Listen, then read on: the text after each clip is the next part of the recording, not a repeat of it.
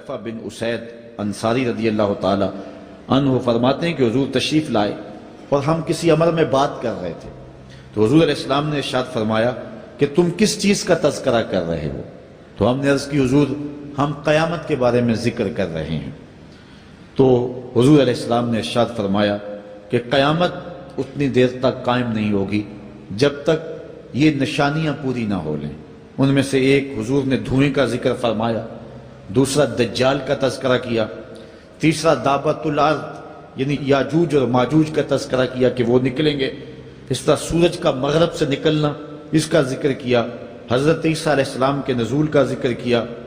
اسی طرح حضور علیہ السلام نے زمین کا 3 جگہوں سے بیٹھ جانے کا ذکر کیا، ایک مشرق میں، ایک مغرب میں اور ایک جزیرہ عرب میں، زمین دھنس جائے گی نیچے، اس کا ذکر کیا۔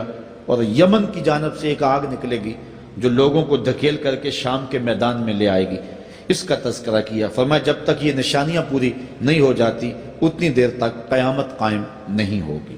تو یہ قیامت کے آنے سے قبل جو ہیں وہ نشانیاں ہیں جو ظاہر ہوں گی۔ اس کے علاوہ قیامت آنے سے کچھ اس سے بھی پہلے نشانیوں کا ظہور ہوگا، جس کا ذکر حضور نبی رحمت صلی اللہ علیہ وسلم نے ارشاد فرمایا۔ حدیث جبریل اس پہ بہت معروف ہے، جس کو حضرت عمر بن خطاب رضی اللہ تعالیٰ عنہ روایت کرتے ہیں۔ آقا کریم علیہ السلام کی خدمت میں کہتے ہیں ہم حاضر تھے کہ ایک شخص آیا کہ جس کے سیاہ کالے بال تھے اور سفید رنگ کا اس نے لباس پہنا ہوا تھا، اہل مدینہ سے وہ تھا نہیں، اور اس کے چہرے پر، لباس پر، بشرے پر آثار سفر بھی ظاہر نہیں تھے۔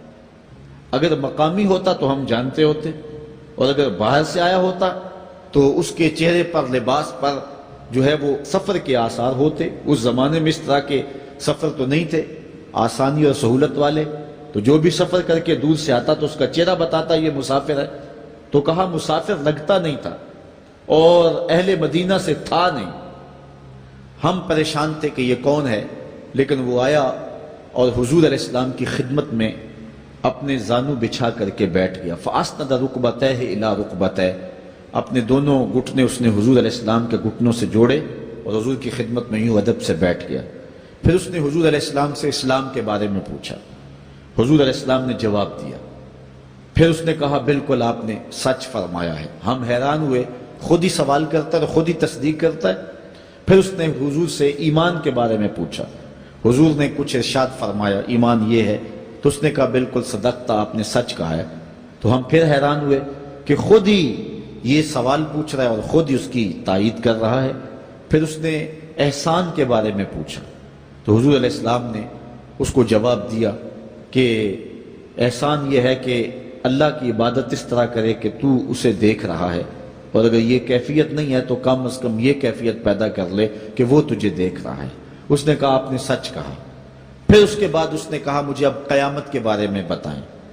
حضور علیہ السلام نے فرمایا جو ہے وہ مسئول سائل سے عالم نہیں ہے۔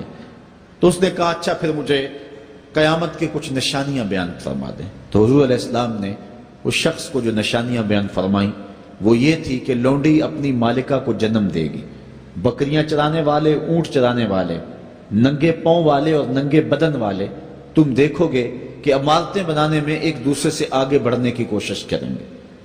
بہرحال تھوڑی دیر تک وہ حضور کی خدمت میں بیٹھا رہا۔ اس کے بعد جب چلا گیا تو تھوڑی دیر گزری تو حضور نے فرمایا عمر جانتے ہو یہ شخص کون تھا؟ عرض کی اللہ و رسولہ عالم، اللہ اور اس کا رسول جانتا ہے۔ فرمایا یہ جبریل امین تھا جو تمہیں تمہارا دین سکھانے کے لیے آیا تھا۔ تو حضرت جبریل امین نے آ کر کے حضور سے جو 4 سوالات کیے ان میں سے ایک سوال یہ تھا قیامت کب آئے گی اور قیامت کی نشانیاں کیا ہیں؟ تو حضور نے یہ نشانیاں بیان فرمائیں کہ لونڈی اپنی مالکہ کو جنم دے گی، اور یہ نشانی اب ہمارے سامنے ہے کہ آج اولادیں اپنے جو ہے وہ ماں باپ کی آقا بنی ہوئی ہیں، بیٹی آج ماں کی حکمران بنی ہوئی ہے۔ یہ دور جس کی نشاندہی کی وہ بالکل آج ہمارے سامنے ہے۔ حضرت ابو ہریرہ رضی اللہ تعالیٰ عنہ سے ایک روایت ہے جس کو نبی رحمت صلی اللہ علیہ وآلہ وسلم سے وہ بیان کرتے ہیں، بینما النبی صلی اللہ علیہ وسلم یحدث اذ جاء اعرابی فقال متی الساعۃ، حضرت ابو ہریرہ فرماتے ہیں کہ ہم حضور کی خدمت میں بیٹھے ہوئے تھے، ایک شخص حاضر ہوا، اس نے حضور سے کہا کہ حضور قیامت کب آئے گی؟ یہ سوال کیا، متی الساعہ، قیامت کب آئے گی؟ آقا کریم علیہ السلام نے اس کو جواب دیا، اذا ضیعت الامانہ فانتظر الساعہ، جب امانت کو ضائع کر دیا گیا تو سمجھ لے قیامت آ گئی۔ جب امانت کو ضائع کر دیا جائے گا تو سمجھ لے قیامت آ گئی ہے۔ قال کیف اضاعتها، عرض کی حضور امانت کو ضائع کرنا کیا مفہوم رکھتا ہے، اس کا مطلب کیا ہے؟ تشریح پوچھی حضور سے، تو حضور علیہ السلام نے جو جواب دیا وہ سماعت کیجئے۔ قال اذا وسد الامر الى غیر اہلہ فانتظر الساعہ، فرمایا جب معاملات نااہل لوگوں کے سپرد کر دیے جائیں تو سمجھ لے کہ قیامت آ گئی۔ جب مسندوں کے اوپر مسندوں کے حقدار نہیں ہوں گے، جب زاغوں کے تصرف میں عقابوں کا نشیمن آ جائے گا، جب تخت و تاج کے مالک غدار، بے دین اور نااہل لوگ ہوں گے، جب تخت و تاج کی حکمرانی اور مسلح و امامت کے مسند کے اوپر بیٹھنے والے بھی نااہل ہوں گے، تو پھر سمجھ لینا کہ قیامت جو ہے وہ ظاہر ہو رہی ہے۔ حضرت انس رضی اللہ تعالی عنہ سے ایک روایت ہے، کہتے ہیں سمعت رسول اللہ صلی اللہ علیہ وسلم یقول، میں نے حضور علیہ السلام کو فرماتے ہوئے سنا ہے۔ یہ حضرت انس رضی اللہ تعالیٰ عنہ وہ صحابی ہیں جنہوں نے 10 سال تک حضور کی نوکری کی ہے، اور کہتے ہیں 10 سال میں ایک بار بھی ایسا نہیں ہوا کہ حضور نے مجھے اف بھی کہا ہو۔ کہتے ہیں کبھی ایسا ہوتا کہ میرے ہاتھ سے کوئی برتن ٹوٹ جاتا، ازواج مطہرات جو ہیں وہ اس پہ ناراض ہونے لگتی تو حضور علیہ السلام روک دیتے، فرماتے اسے کچھ نہ کہو، اس برتن کی عمر ہی اتنی لکھی ہوئی تھی، یہ اتنے عرصے کے لیے ہی پیدا کیا گیا تھا۔ تو آقا کریم علیہ السلام نے جو ہے وہ ازواج مطہرات کو بھی روکا کہ وہ مجھے جھڑکے نہ۔ خدمت رسول اللہ صلی اللہ علیہ وآلہ وسلم 10 سنین، میں نے پورے 10 سال حضور کی نوکری کی ہے۔ بلکہ جب آپ کہیں گے کہ حضور کے خادم کا نام کیا ہے، سارے صحابی حضور کے خادم ہیں، لیکن نام حضرت انس رضی اللہ تعالی عنہ کا آئے گا، یہ حضور علیہ السلام کے خادم خاص ہیں، اور حضور سے بہت ساری باتیں انہوں نے سنی ہیں۔ تو ان باتوں میں سے ایک بات کہتے ہیں سمعت رسول اللہ صلی اللہ علیہ وسلم یقول، میں نے رسول کریم صلی اللہ علیہ وسلم کو کہتے ہوئے سنا، ان من اشراط الساعۃ ان یرفع العلم، قیامت کی نشانیوں میں سے ایک نشانی یہ ہے کہ علم اٹھا لیا جائے گا، جہالت پھیل جائے گی، علم اٹھا لیا جائے گا۔ آج لفظ زیادہ ہو گئے، انفارمیشن زیادہ ہو گئی ہے، لیکن جس کو علم کہا جاتا ہے، جو مومن کے سینے کا جمال اور نور ہے، آج وہ اٹھا لیا گیا ہے۔ آج لوگ کہتے ہیں جی جتنا علم آج ہے اتنا علم پہلے تو نہیں تھا۔ آج کوئی غزالی دکھاؤ، کوئی رازی دکھاؤ، کوئی رومی دکھاؤ، کوئی احمد بن حنبل جیسا شخص دکھاؤ، کوئی محمد بن حسن شیبانی جیسا شخص دکھاؤ، کوئی امام ابو حنیفہ کے نالین کی خاک جیسا شخص بھی دکھاؤ، تو یہ ایک غلط بات ہے کہ جی پہلے زمانے میں اتنا علم نہیں ہوتا تھا، اب علم بہت زیادہ ہو گیا، جی علم بہت زیادہ پھیل گیا۔ علم نہیں پھیلا ہے، یہ چند معلومات ہیں، انفارمیشن کا دور ہے، اور خبریں ہیں۔ جو علم ہے، جو کہ مومن کے سینے کا جمال ہے اور باطن کا نور ہے، جو زندگی کی راہوں کو اجالتا ہے اور زمانے کو مالک کی دہلیز کے قریب کرتا ہے اور انسان کو انسانیت سکھاتا ہے، وہ علم جو ہے وہ اٹھتا چلا جا رہا ہے۔ اور حضور سے پوچھا گیا کہ حضور علم سینوں سے اچک لیا جائے گا، سینوں سے کھینچ لیا جائے گا؟ فرمایا نہیں، علماء اٹھا لیے جائیں گے۔ جب علماء فوت ہو جائیں گے تو ان کی جگہ اس درجے کے لوگ نہیں آئیں گے، پھر زوال پذیر سلسلے ہوتے چلے جائیں گے، علم اٹھا لیا جائے گا۔